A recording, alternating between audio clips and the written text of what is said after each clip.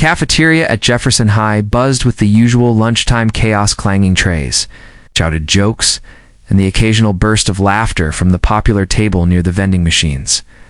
But in one quiet corner of the room sat a girl no one quite knew yet. Her name was Hana Yamada. She was from Osaka, Japan, and had only arrived at the school a week earlier as part of the international exchange program. Petite, polite, and painfully quiet. She carried herself with calm grace and often kept her head down, carefully eating her homemade bento lunch with chopsticks. Asterisk, most of the students didn't pay much attention to her, but the ones who did weren't kind. It started with whispers. Asterisk, who brings seaweed to lunch? Asterisk, is she even allowed to speak? Asterisk, bet she doesn't even understand what we're saying. Hana understood every word. She had spent years preparing for this trip, not just with language, but with discipline. Her father, a third-degree black belt in Judo, taught her to listen deeply. Real strength, he used to say, is knowing when not to show it. Asterisk, so she stayed silent, even when it hurt. By Friday, the teasing had evolved into something darker. Asterisk, Corey Madden, self-proclaimed king of the senior class, made a game out of trying to make Hana flinch. He'd drop his tray loudly near her table, lean too close, or mimic her accent in front of his laughing friends. Asterisk, Hana didn't flinch. Not once, but Corey wasn't used to being ignored. Asterisk, that afternoon, the cafeteria smelled of tater tots and leftover spaghetti. Hana sat at her usual table, carefully placing her lunchbox down. She opened it with care-folded napkin, fresh rice balls, a small container of tamagoyaki. Asterisk, Corey, watching from across the room, narrowed his eyes. Asterisk, she needs to be put in her place. He mumbled asterisk two of his buddies Logan, and Rick grinned and nodded. They didn't care much about Hana. They just liked watching someone be embarrassed, especially if they didn't fight back, without warning. The boys stood up and approached her. Asterisk, Corey was holding his tray still half full of greasy spaghetti and mashed green beans. He strutted toward Hana with fake friendliness plastered on his face. Asterisk, hey sushi girl, he said, loud enough for everyone nearby to hear, you drop this? Before she could even look up, he dumped the entire tray of leftovers on her head.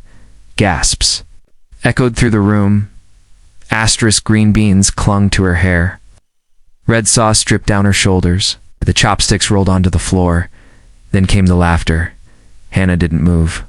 Her jaw tightened, but her face remained blank.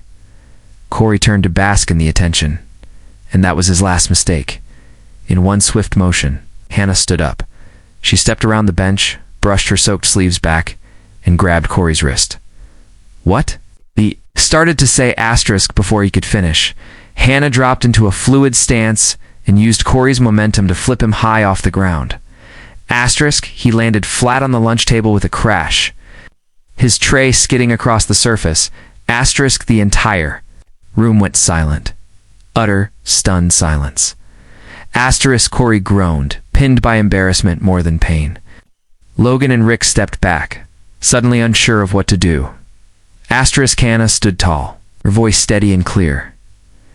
Asterisk, I do understand what you're saying, she said softly but firmly. But I choose not to listen to cowards. Asterisk, a teacher finally rushed over, breathless and wide-eyed. What happened? Every student pointed not at Hana but at Corey. Asterisk.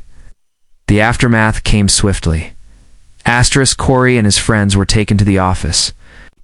Dozens of students had recorded the moment. It didn't take long before the footage was on social media. Asterisk, exchange student Rex bully at lunch. Asterisk, spaghetti justice. Asterisk, girl flips class clown in front of whole school. Asterisk, Hana became something of a quiet legend overnight. At first, she didn't know how to handle the attention. Students who had ignored her were now trying to sit with her, complimenting her hair, her strength, her courage. But Hana wasn't looking for popularity. She just wanted to be safe. Asterisk, and maybe to be understood. Over the next few weeks, something changed at Jefferson High. Asterisk, the mocking stopped, not just toward Hana, but toward other quiet students too. Kids began to sit with the loners. Teachers spoke more about respect and boundaries. The bullying, though not gone, lost its power. Hana joined the school's judo club, quietly leading with kindness, not force.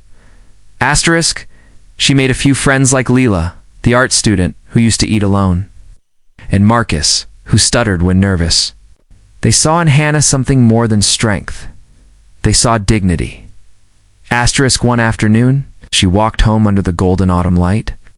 Hana thought of her father. She remembered his words.